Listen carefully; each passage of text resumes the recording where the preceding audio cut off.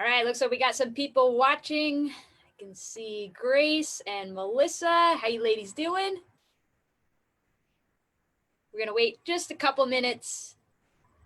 We'll start a minute, so we got some minute or two after 6:30. We'll let some people hop on. Hi, Grace. You ready for tomorrow? Pumped up? It's gonna be awesome. Hi, Beth.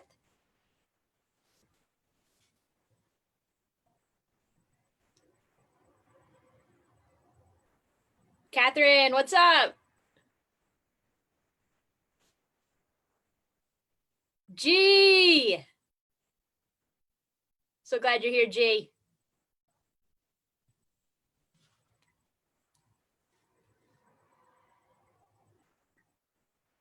Maria Logan. And I wish you were coming tomorrow. We're going to miss you.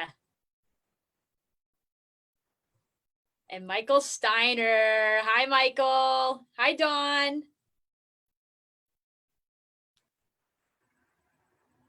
I love it. So fun. A little virtual trail party here. So if you're watching Facebook Live, you want to know what's going on, we are having our virtual pre-race meeting for the last Squatch standing, which is tomorrow, October 17th. We are so excited for that. All right. So let's get this started. It's a couple minutes after 6:31. And if anybody misses this, this will be on our Facebook page for the replay. I can also send it out in an email to everyone who is pre-registered for tomorrow's trail party. All right, so this is year 3 for the last Squatch standing, which is hard to believe. We started a couple of years ago, and I'm so glad that we got to reschedule this event from April when it got postponed. It's going to be an awesome day on the trails tomorrow. So I will keep this meeting brief because I'm sure everyone is busy carb loading, getting ready for tomorrow, and I'm sure you're all going to bed early. I know that I am. So let's jump into it. First things first, the nitty gritty on masks and social distancing. So our first trail party was a couple of weeks ago, the Squatchung Surprise. We were at the Watchung Reservation, and it went super well. Everyone really respected the mask zones that we had set up, and you guys made it so easy for us, and we so appreciate that. We did have a few runners who were getting a little loopy after 6 hours, which is understandable. So we had to remind them to pull the mask up when they were coming into the mask zones. So what we're going to have the same exact setup as we did for that race as we will tomorrow. So all of our runners, hikers, and volunteers are going to be required to wear a mask during check-in, at the aid station, and in the start and finish corral. That is from start to finish when you get to the race until you leave the race. We're asking you to do that. Those are our mask zones. We will have signs out for you. All runners and hikers are required to have their mask with them at all times. So we want you to use your mask whenever you cannot social distance on the trails and whenever you pass hikers who are out enjoying the trails and are not a part of the race. South Mountain Reservation is a busy park, so there will be other people out there on the trails. So we ask you just pull your mask up. If you're wearing a buff, it's super easy. Or if you got a face mask around your neck, just pull it up. All right, so anytime you can't spread out, please do that for us. So we are going to insist that you follow these rules. All right, so don't get annoyed at us if you come in and you forget to pull your mask up in the mask on. We're just gonna say, hey, put your mask on. And then we'll keep going forward. So same thing for the aid station. So this also went very well at our last race. We had a big 10-foot table set up, and all of our food is pre-packaged in single serving sizes. So all you got to do is come over, grab whatever you want, your need, and move on. So again, that's another mask zone. It's all going to be pretty close to where the start finish area is because there's not a lot of time in between the loops. So just pull your mask up when you're going to get food at the aid station. And for the water coolers, this time we're going to have it set up close to us where our volunteers are going to be at. And you're welcome to fill up the water. We are going to wipe the coolers down in between every use. So we actually found that we really didn't go through a lot of water at the 6-hour event that we had. We noticed that runners brought their own, which is totally fine and great. A lot of runners also brought their own aid, which is great. Do whatever you're comfortable with.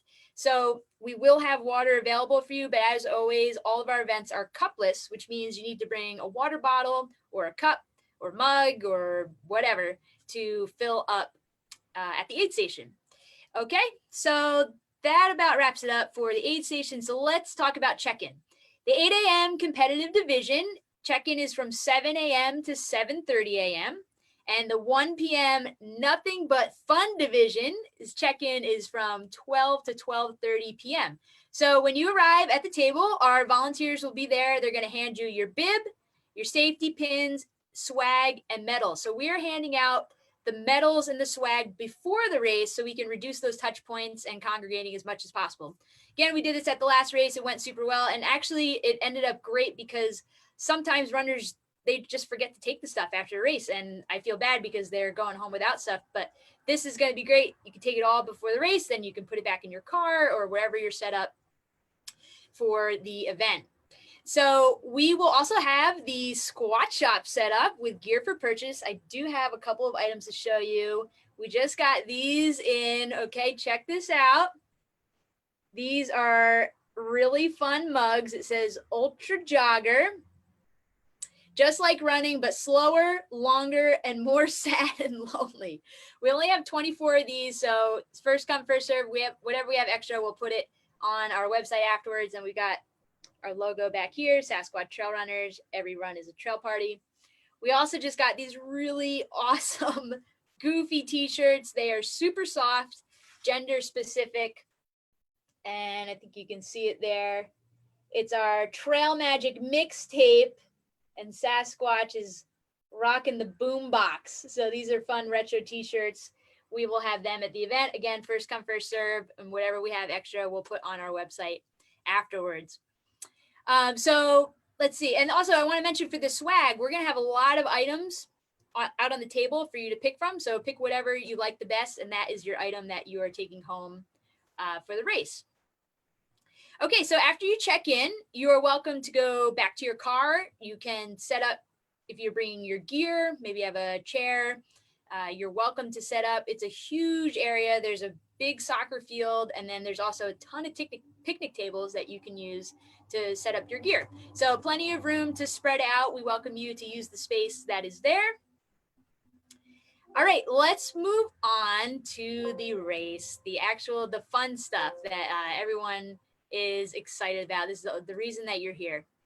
Okay, so I'm sure that everyone read the registration page 5 times, right?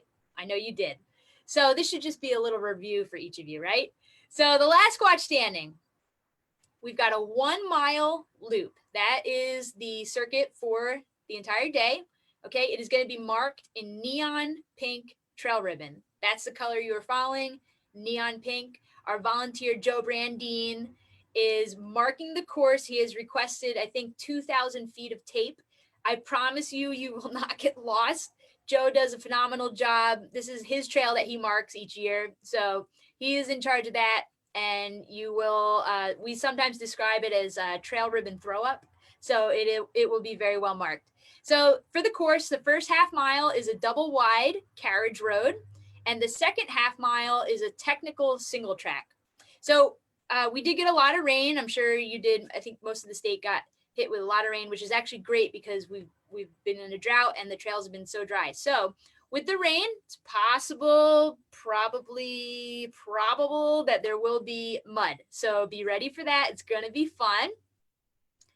All right. Probably the number one question I get asked all the time is, will you start at the same time as everybody else, or when you get back, do you immediately start the next mile? No, everybody starts the mile at the same time. So for the first mile, you have 18 minutes to finish the loop. So the gun goes off, you take off. You can finish that 18 minutes in, you can finish that mile in as much or as little as you want of those 18 minutes. So you can hike it, take your time, leisurely stroll, and take 17 minutes, 59 seconds, or you can power through it and do a 7-minute mile.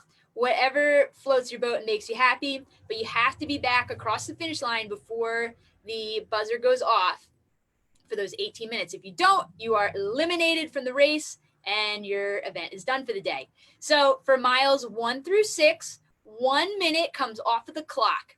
And then when we get to mile 7, 30 seconds comes off of the clock until mile 11. At mile 12, 15 seconds comes off of the clock until we get down to run runner. We keep reducing the time until we get down to 1. All this information is also on the registration page, so you can check that out. We also have a big printout of it at the event to refresh your memory each loop. So the fun part, we do give out actual gold crowns, and I want to show you them. These are hot off the press, okay? Each, the top male and female will take home this actual gold crown. I was trying it on before because I said this is the only time I get to wear the crown because I don't get the race. So it's pretty fun. We've got a little leather engraving on there. It's hard to see probably on the Zoom. But top male and female will take those home. And then we also have awards for second and third place. These are handcrafted from the Squat Shop. We've got the crowns on there. All right. And this year we are excited to, this was requested for our events to give out the Dfl Award. And actually my friend Michelle, who's on the Dream Team, pointed out that it's technically not the DFL, because if you finish last in this race, you are the winner. So the object is to finish last. So we are going to give out a fun award for the person who is eliminated first for this event. And we've got some fun swag actually sponsored by Hoka that we're going to give out for that runner who is eliminated first. Okay, so that's about it for the race details. Here are a few other random reminders that go into this last category of, this is kind of like the junk drawer of the last little bit of reminders that we want to share with you. So every year we partner with our friends Success. They're a local charity, and these guys provide new socks to homeless around Hudson County.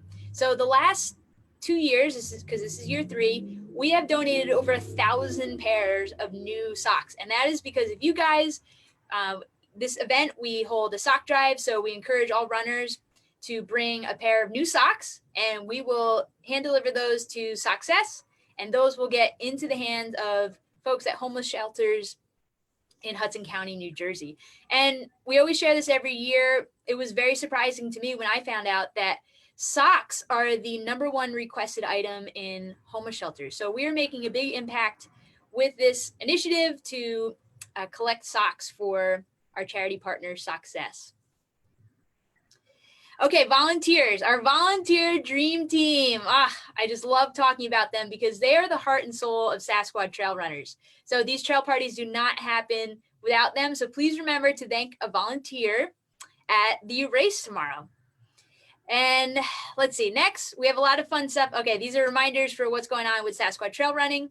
Lots of fun things going on here at Sasquatch.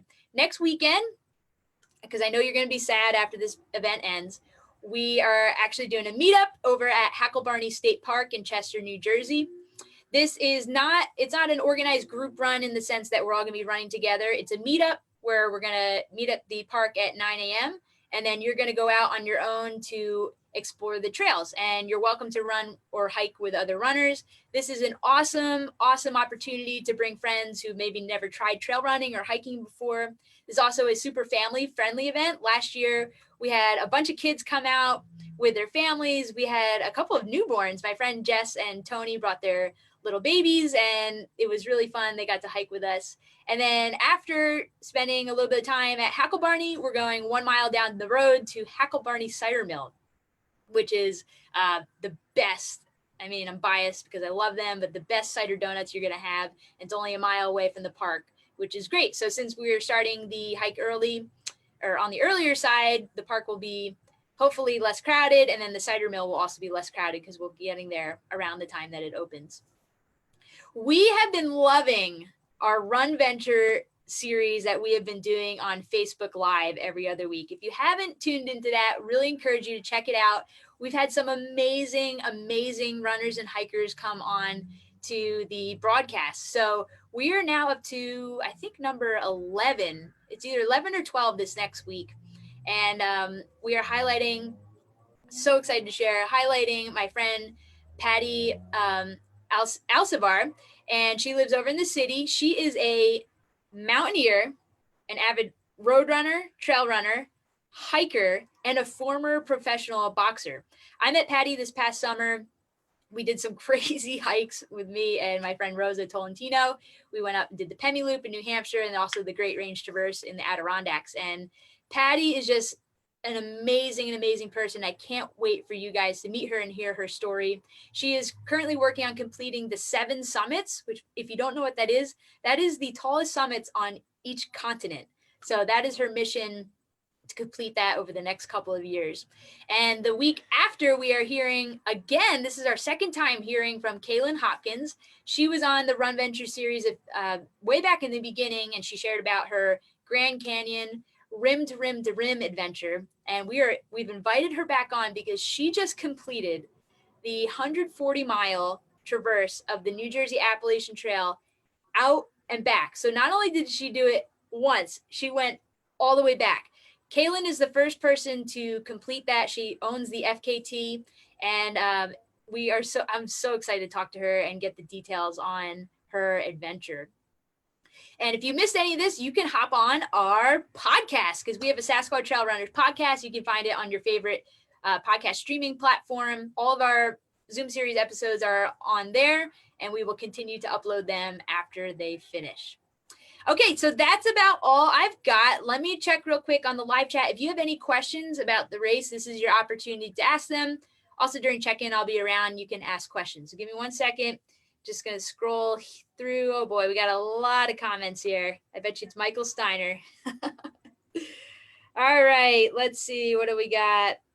Michael Steiner, what is the best strategy? Run with Dave Gilbert? Dave says, I'm a jogger. So there are a lot of strategies. We've seen many different ones over the last 2 years. The winner from year 1, his name was Nick. He was from the city. Funny story. He took the bus to a bus stop that was a couple miles away, ran to the race, won the race, and then ran back to public transportation to get to the city. But Nick's strategy was he ran every mile the same pace, from mile 1 all the way up until the last one. We've also seen another strategy is power hiking in the beginning to max out your time. I think the strategy is to save your legs, to go easy. And then we've seen people kind of be sporadic in their pace. So you got to figure out what works for you. Not sure what the best one is. You'll have to ask Sasquatch what his opinion is. All right, let's see if we got any others. Roy, I'm going for smelliest participant. Anything for a medal. That is always a competitive division. So best of luck to you, Roy. Let's see. Anything else? Any other questions? Okay. Nick Cruz wants to know, is this like a big backyard ultra style format? As in, does the race end when there's only one person left? So hypothetically, if there's only one person left after 5 miles, does the race end, or could that person continue running until they don't beat the clock anymore? That's a great question. So technically, yes, the race does end when there's one person left. However, last year we pressured the last runner to do a victory lap, and everybody who was left was chanting one more lap, and he actually went out and completed one more mile on his own. And when he came back, he was absolutely gassed. He couldn't do another one. So the answer to that is yes, technically the race does end when there's one person remaining. However, you may be pressured or strongly encouraged by the volunteers, myself, and the runners to keep going. So that is the answer to that. Nick. Catherine, okay, great question. Is there time between loops? After the first 18 minutes, when does the second mile start? This is a great question. So yes, there is some time in between the loops. However, you don't know how much time there will be. I know that's vague, and that's kind of the fun of it. So there is definitely, you can count on at least a minute because it takes us time to reset the race clock. So we have to change the countdown on it. And then we also are checking out runners, writing down their final mileage for the day. So yes, there is time, but no, we will not tell you the exact amount of time in between. Okay. Let's see. Anything else? I think that's all the questions that we have. So if you think of anything else, feel free to reach out directly. My cell phone number is always on all of the emails. And again, tomorrow you can feel free to come up to me or any of the volunteers if you have any questions about the event. So that is it. Make sure there's nothing else. Yep. Okay. Thank you guys so much. Again, thank you for registering. And I do want to leave you with one note. I will say this, okay? Dave McGrath wants to know, are spectators allowed? Yes, spectators are allowed, but we do ask them to socially distance or wear the mask when they cannot spread out from everybody else. And there's, again, this is a huge, you're going to see when you get there, this is a huge, at the soccer field, literally. So there's plenty of room for folks to hang out during the event. So I do want to leave. Been crazy. It's been crazy. We don't know what the future holds in terms of how many races are we going to have. We do have a couple of events scheduled for 2020. We are moving forward with them full steam, and we fully intend on having them. But you never know when's going to be your last in-person event. So we encourage you to have so much fun tomorrow, to race like there's no tomorrow. Okay, have a blast. Enjoy the time out with other runners, out in nature, enjoying it. The trees are beautiful right now at the South Mountain Reservation. And we encourage you to just have a really, really great time tomorrow. And okay, let me see. Hold on. There's one more question. G wants to know, are there bathrooms? Yes, there is a Porta-John in the parking lot, and it was sparkling clean when I saw it, which is very nice because they had been having issues earlier this fall, but the servicing is back on a regular schedule. So the porta potty is clean, and it is in the parking lot. Okay, I think that is it. All right. Guys, again, reach out if you have any questions, and thank you again for registering. We will see you tomorrow. All right? Keep it squatchy.